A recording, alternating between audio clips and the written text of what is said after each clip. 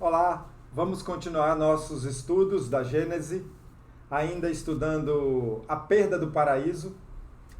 Estamos fazendo aquele estudo que vocês já sabem, lendo o trecho da Bíblia e Kardec vai comentando, fazendo a comparação do sentido simbólico que traz o texto da Gênese mosaica para o sentido atual, com o novo momento da humanidade, com o novo momento do nosso raciocínio, que não pode ser mais como aquele, tomado ao pé da letra, como aquele da Gênese mosaica, né? Então a gente está fazendo esse trabalho. Hoje a gente vai fazer mais um vídeo, o penúltimo vídeo desse tema, Perda do Paraíso, e é muito interessante. No início eu achei que não ia ser, mas é muito interessante a gente fazer a avaliação, certo? Nós estamos no item 18 do capítulo 12. Estamos pegando aqui agora no item 18, que nós deixamos no último vídeo, certo? Então ele continua aqui fazendo a avaliação, porque a gente já estudou o texto bíblico há 2 vídeos atrás, no vídeo 88 a gente leu o texto bíblico, no vídeo 88. No 89 a gente começou a fazer a avaliação e comentário. E agora vamos para o vídeo 90. Vai faltar só mais um para encerrar esse capítulo 12. Tá certo? Então vamos lá. A passagem que diz: o Senhor passeava pelo jardim à tarde, quando se levanta vento brando. Essa é uma passagem muito interessante, né? Eu até comentei dizendo que como é que fala que Deus passeava no jardim? Então, essa passagem que diz isso, que ele passeava pelo jardim à tarde, quando se levanta vento brando, é uma imagem ingênua e um tanto pueril, que a crítica não deixou de assinalar. Mas nada tem que surpreenda se nos reportarmos à ideia que os hebreus dos tempos primitivos faziam de Deus, entendeu? Então, não surpreende quando a gente avaliar como os hebreus do tempo antigo imaginavam Deus, como eles faziam a ideia de Deus, né? Para aquelas inteligências frustas, incapazes de conceber abstrações, Deus havia de ter uma forma concreta, e eles todos referiam à humanidade como o único ponto que conheciam. Essa palavra frustas, deu trabalho para achar, viu? Tem dicionário aí na internet que nem tinha essa palavra. Toda vez que eu consultava vinha frutas. Então frusta significa desgastada, corroída pela ação do tempo. Então ele quer dizer aqui, para aquelas inteligências frustas, desgastadas, né? Incapazes de conceber abstrações. Então, naquele tempo imaginava-se Deus sempre como uma coisa objetiva, material, humana. Então atribuía sempre características humanas a Deus. Moisés, por isso, lhes falava como a crianças, por meio de imagens sensíveis. A gente sabe que Moisés tanto recebia intuição espiritual, em que muitos entendem como Deus falando com ele diretamente, mas a gente sabe no Espiritismo que eram intuições espirituais, como também Moisés escrevia da própria mão. Ele precisava controlar aquele povo. Ele precisava fazer daquele povo obediente. Por isso que ele ensinou um Deus que punia, que matava, que maltratava, falava de ira de Deus. Foi por isso. Então, Deus havia de ter uma forma concreta e eles tudo referiam à humanidade como o único ponto que conheciam. Isso, a crianças por meio de... No caso de que se trata, tem-se personificada a potência soberana, como os pagãos personificavam em figuras alegóricas, vícios e as ideias abstratas. Mais tarde, os homens despojaram da forma a ideia, do mesmo modo que a criança, tornada adulta, procura sentido moral nos contos com que a acalentaram. Então, sempre que o espírito amadurece, se torna mais maduro, ele fez a comparação com a criança. Você conta para a criança a historinha de Chapeuzinho Vermelho, você conta para a criança a historinha de João e Maria. Quando ele se torna adulto, ele vai compreender o sentido ideológico, filosófico daquelas historinhas e sabe que não é nada daquele jeito. Então, o espírito também acontece isso. No momento em que precisou entender Deus daquela forma, porque era a capacidade de raciocínio, falando dessa forma, ele fez uma ideia de Deus.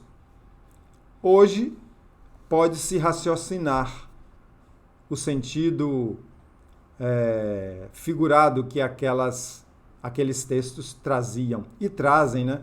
Ainda tem muita gente que pega esses textos ao pé da letra. Eu acredito que seja ainda por necessidade espiritual de se manter acreditando dessa forma. Mas a doutrina espírita veio com uma das funções principais isso: esclarecer, atualizar, fazer-nos compreender as coisas como elas são. Por isso que a gente fala de fé raciocinada. Deve-se, portanto, considerar essa passagem como uma alegoria figurando a divindade a vigiar em pessoa os objetos da sua criação. Então, um sentido figurado de que Deus está vigiando, está passeando pelo jardim e olhando o paraíso, né? O grande rabino Vogue a traduziu assim: eles ouviram a voz do eterno Deus percorrendo o jardim do lado de onde vem o dia. Isso é mais uma tradução.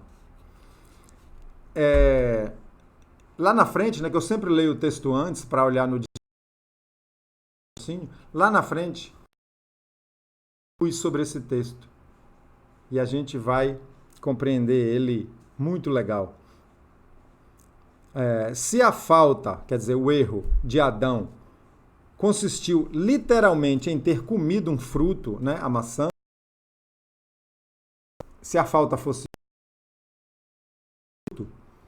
essa falta não poderia, incontestavelmente, pela sua natureza quase pueril, quer dizer, uma falta pequena. Não era para comer a maçã, comeu a maçã. Se essa falta justificar o rigor com que foi punida. Então, se a falta fosse essa coisa pouca de comer um fruto em desobediência, está dizendo que a punição foi muito rigorosa comparando. Vamos continuando aqui. Não se poderia tampouco admitir racionalmente que o fato seja qual geralmente o supõe. Se o fosse, teríamos Deus considerando-o irremissível, quer dizer, sem perdão. Seria Deus considerando o irremissível crime a condenar a sua própria obra, pois que ele criara o homem para a propagação. Então seria Deus condenando a sua própria obra por uma falta pequena, condenando a uma punição rigorosa. Se Adão houvesse entendido assim a proibição de tocar no fruto da árvore, e com ela se houvesse conformado escrupulosamente, onde estaria a humanidade e que teria sido feito dos desígnios do Criador? Olha só esse raciocínio. Escrupulosamente significa cuidadosamente, minuciosamente. O que esse parágrafo nos traz é o seguinte: se Adão tivesse respeitado a ordem e não tivesse comido a maçã, Adão e Eva respeitado a ordem, ele está perguntando como estaria a humanidade hoje? Porque eles não seriam expulsos do paraíso. Eles não seriam condenados a povoar a terra e a trabalhar do suor do próprio rosto, a mulher a parir com dor, né, como a gente leu atrás. Não teria a população do planeta, porque Adão e Eva estariam tranquilo e calmo no paraíso. Esse é o raciocínio que está feito aqui. Deus não criara Adão e Eva para ficarem sós na terra. Palavras que lhes diriam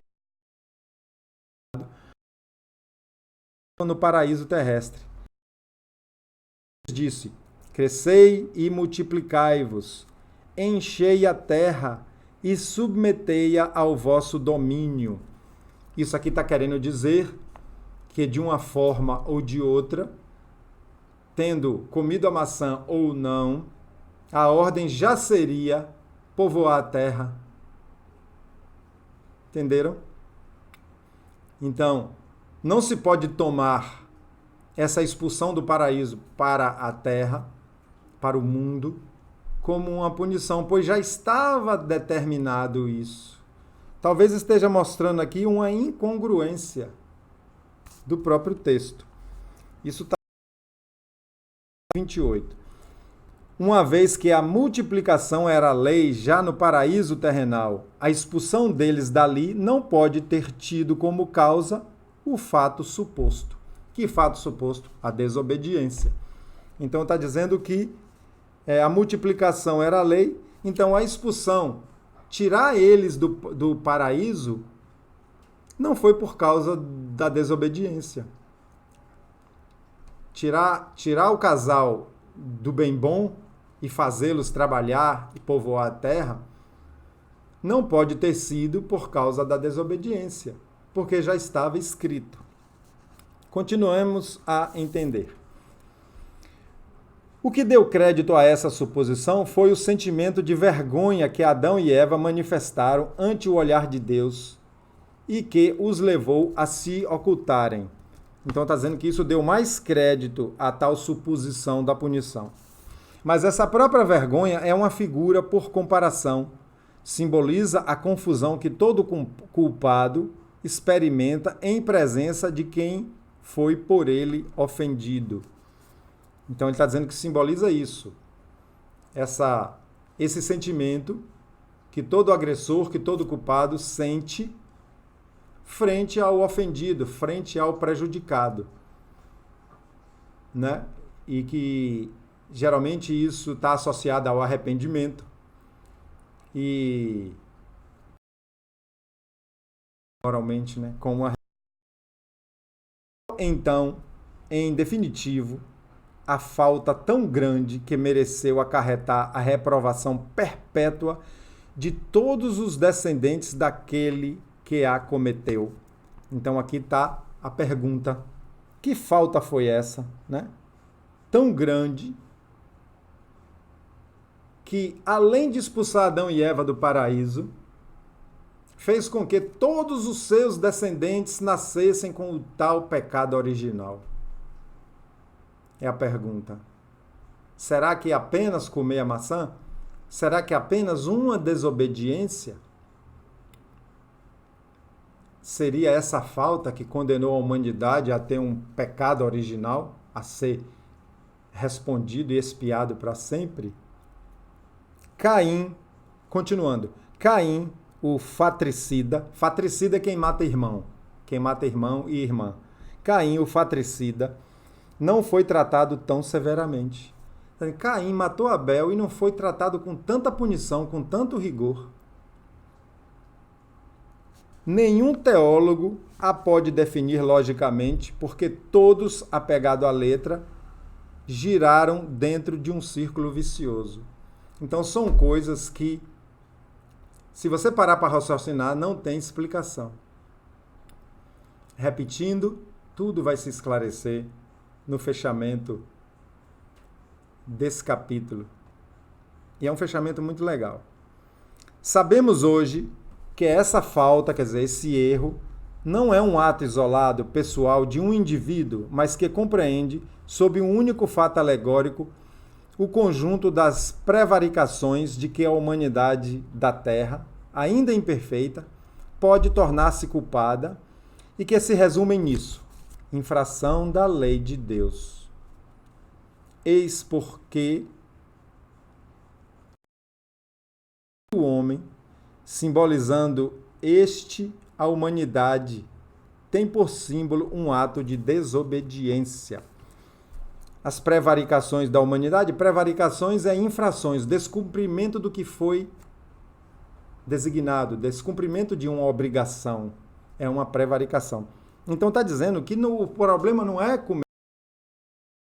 O que simboliza o erro é toda a nossa que Jesus veio dizer: amai-vos uns aos outros, amai indulgente. Então, desobedecer a isso e nos apegarmos ao orgulho e ao egoísmo é que é a grande falta que nós cometemos e temos que estar respondendo o tempo todo, através de provas, expiações e reencarnações, né? Então, a grande falta é a desobediência. Mas aí tem a desobediência por ignorância, por imaturidade espiritual, né? E tem a desobediência por teimosia, por insistência no orgulho, no egoísmo e no apego. Por isso que tem aquele ensinamento: a quem mais é dado, mais será cobrado. Então, gravemos isso, que a grande falta, o grande erro que estamos respondendo o tempo todo é a nossa própria incapacidade ainda de amar. Por que que a gente está reencarnado num planeta de provas e expiações? Por esse grande erro, por essa grande falta, né? Ela é grande se a pessoa já tem consciência. Para aquele que não tem consciência, que ainda é imaturo, ela não é tão grande, ela é um processo de crescimento natural. Uma criança errar uma conta de somar é um processo de crescimento de aprendizado natural. Um matemático experiente errar uma conta de somar dentro de uma fórmula é um erro que não é por imaturidade, é um erro já com mais possibilidade de punição, né? É um erro de um experiente, já é diferente. Continuemos então. Dizendo a Adão que ele tiraria da terra a alimentação com o suor de seu rosto, né, que foi a punição de Adão. Você está punido agora a trabalhar a terra e tirar sua alimentação com o suor do rosto. Deus simboliza a obrigação do trabalho, mas por que fez do trabalho uma punição? Mais uma pergunta. Isso nos mostra a nossa obrigação de trabalhar. E por que isso foi transformado numa punição? Que seria da inteligência do homem se ele não a desenvolvesse pelo trabalho? Né? Se Adão não tivesse comido a maçã, tivesse ficado no paraíso, sem conhecer o problema da nudez, sem conhecer o problema da morte, vivendo no bem bom no paraíso, ele não ia desenvolver a inteligência. Que seria da terra se não fosse fecundada, transformada, saneada pelo trabalho inteligente do homem? Lá está dito, na Gênese mosaica 2, 5 e 7. O Senhor Deus ainda não havia feito chover sobre a terra, e não havia nela não havia nela homens que a cultivassem. O Senhor formou então o limo da terra, o homem. Essas palavras aproximadas dessas outras, enchei a terra, provam que o homem, desde a sua origem, estava destinado a ocupar toda a terra e cultivá-la, assim como, ademais, que o paraíso não era um lugar circunscrito a um canto do globo. Então, essas palavras mostram, mais uma vez, que o fato de Adão, simbolicamente, ter que trabalhar a terra e povoar a terra, já estava previsto antes desse erro, já estava comentado e falado antes desse erro. Se a cultura da terra houvesse de ser uma consequência da falta, quer dizer, do erro de Adão, seguir-se-ia que, se Adão não tivesse pecado, a terra permaneceria inculta e os desígnios de Deus não se teriam cumprido.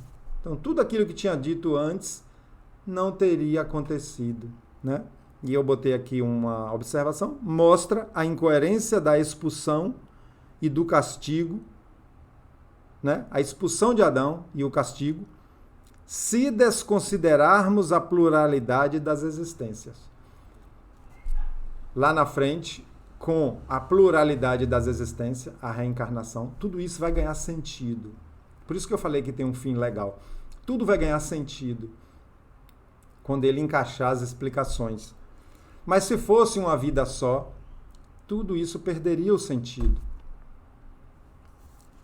Porque disse ele à mulher que, em consequência de haver cometido a falta, pariria com dor. Essa foi ela, a partir dali, ela ia parir desobedecido. Como pode a dor do parto ser um castigo quando é um efeito do organismo fisiológica? Quer dizer, parir daquela forma é uma necessidade fisiológica, é uma coisa natural do organismo. Como pode ser punição uma coisa que se produz segundo as leis da natureza? É o que os teólogos absolutamente ainda não explicaram e que não poderão explicar enquanto não abandonarem o ponto de vista em que se colocaram. Quer dizer, aquele ponto de vista que pega ao pé da letra. Entretanto, podem justificar-se aquelas palavras que parecem tão contraditórias. Notemos, antes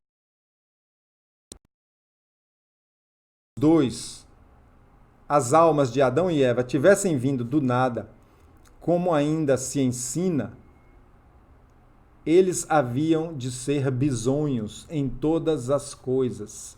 Bisonhos significa novato, inexperiente, inábil. Eu até corrigi o que eu entendia de bisonho, eu entendia diferente.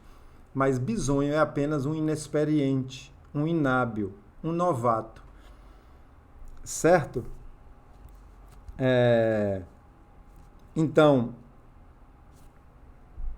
se as almas de Adão e Eva tivessem sido criadas novas, naquele momento soprou e nasceu Adão, tirou a costela e fez Eva, eles seriam almas iniciantes. Como se pode cobrar deles tanto, né? Se eles fossem ainda crianças espirituais inocentes? Cobrar dele como se fossem experientes. Porque pelo sentido literal mosaica, criancinhas já foram feitos adultos. Estando sós na terra, como estavam... Não, desculpa, eu pulei aqui. Haviam, pois, de ignorar o que é morrer. Estando sós na terra, como estavam, enquanto viveram no paraíso, não tinham assistido à morte de ninguém. Eles foram criados do... Não sabiam o que era morrer. Não sabiam o que era isso. Como então teriam podido compreender em que consistia a ameaça de morte que Deus lhes fazia? Ele não sabia o que era isso. Não tinha assistido ninguém morrer. Como teria Eva podido compreender que parir com dor seria uma punição, visto que ela jamais tivera filhos e era a única mulher existente no mundo? Da mesma forma que fez a comparação com Adão. Como que Eva ia poder entender? Não, vai parir com dor. O que é parir? Ela nunca tinha parido. Ela era a única mulher no mundo naquele momento da expulsão do paraíso.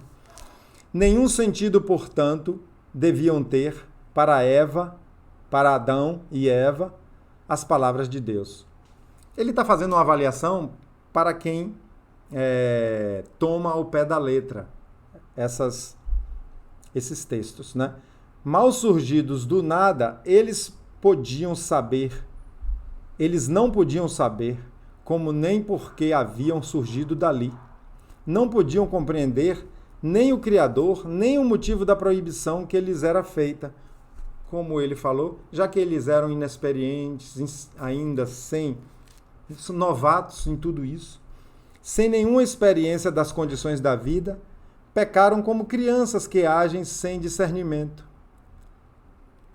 com que ainda mais incompreensível torna a terrível responsabilidade que Deus fez pesar sobre eles e sobre a humanidade inteira. Então, eles não tinham,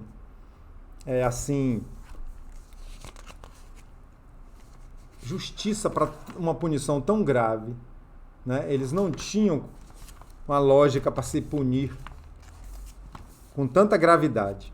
Entretanto, o que constitui para a teologia um beco sem saída, o Espiritismo explica sem dificuldade e de maneira racional.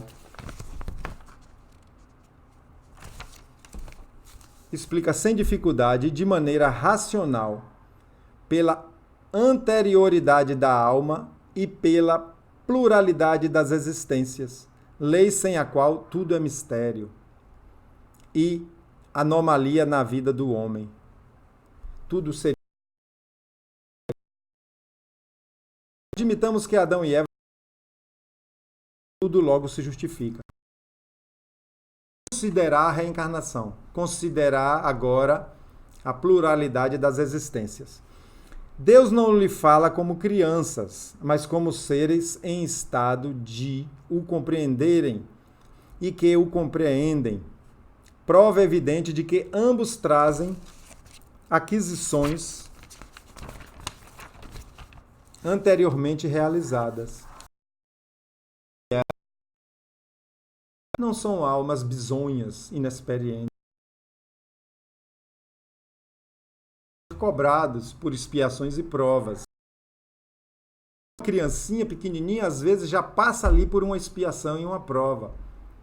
E, às vezes, até desencarna. Por quê? Porque não são inexperientes no processo de evolução. Que hajam vivido em um mundo mais adiantado e menos material do que o nosso. Aqui ele já começa a jogar aquela ideia da raça dos exilados de Capela, né?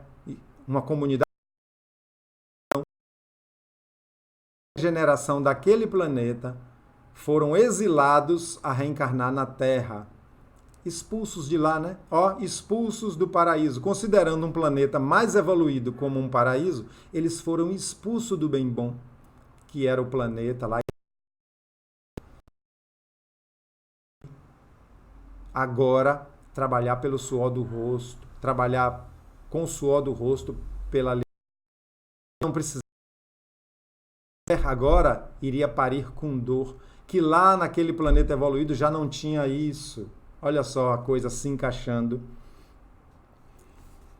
E menos material do que o nosso, onde o trabalho do espírito substituía o do corpo. Que por se haverem rebelado contra a lei de Deus, lá figurada na desobediência, tenham sido afastados de lá, exilados por punição para a terra, onde o homem, pela natureza do globo, é constrangido a um trabalho corporal, e reconheceremos que a Deus assistia a razão para lhe dizer: no mundo onde, daqui em diante, ides viver, cultivareis a terra e dela tirareis o alimento com o suor da vossa fronte. E a mulher: parirás com dor, porque tal é a condição desse mundo. Aí ele manda a gente até voltar no capítulo 11, itens 31 e seguintes. Passou a ter coerência. Ele aqui trocou o texto, modificou o texto. Se Deus tivesse falado assim para aqueles espíritos exilados, após a regeneração lá de Capela, falando com eles: agora vocês vão para um planeta. E talvez tenham dito, né, a eles desencarnados: agora vocês vão para um planeta onde vai ser assim. O trabalho é material, a reprodução é mais animal. Por quê? Porque não acompanharam a evolução. A regeneração que está acontecendo na Terra, isso está se processando na Terra. Estão tendo os exilados da Terra para outro planeta. O paraíso terrestre, cujos vestígios têm sido inutilmente procurados na Terra, seguinte, a figura do mundo ditoso, Capela. Pegando Capela como exemplo, mas isso acontece em todo o processo. Então, aquele paraíso é o planeta superior de onde eles tiveram que sair. Lá está sendo considerado o paraíso em comparação com a Terra. Entenderam? Onde vivera Adão ou antes, a raça dos espíritos que ele personifica. Então, essa imagem de Adão é uma raça de uma multidão de espíritos, que na doutrina a gente chama de raça adâmica. A expulsão do paraíso marca o momento em que esses espíritos vieram encarnar entre os habitantes do mundo terráqueo. E a mudança de situação foi a consequência da expulsão. O anjo, olha a pergunta que eu tinha deixado no outro vídeo, quem é aquele querubim que impedia espíritos entrarem no paraíso? E eu nem sabia que tinha essa resposta aqui, e que Messa deu lá a resposta acertada. O anjo que, empunhando uma espada flamejante, veda a entrada do paraíso, simboliza a impossibilidade em que se acham os espíritos dos mundos inferiores de penetrar nos mundos superiores, antes que o mereçam por sua depuração. Vibração, energia, pede a maioria de nós da Terra, ao desencarnar, penetremos num mundo superior. Vibração, energia, sintonia. Certo? Raciocinem bem sobre essa nova explicação agora, considerando a reencarnação, considerando a pluralidade de mundos habitados, que tudo se encaixa. E a gente vê que o texto bíblico, que parecia tão pueril, tão fantasioso, agora ganha coerência, mas que tinha que ser conversado dessa forma naquela época. E o que é que a doutrina espírita veio fazer? Jogar novas luzes no entendimento. E agora fica tudo mais claro para a gente. Um grande abraço. Teremos mais um vídeo, o próximo bem curtinho para encerrar esse capítulo 12, tá bom? Um grande abraço a todos. Até o próximo. Jesus abençoe nossas famílias.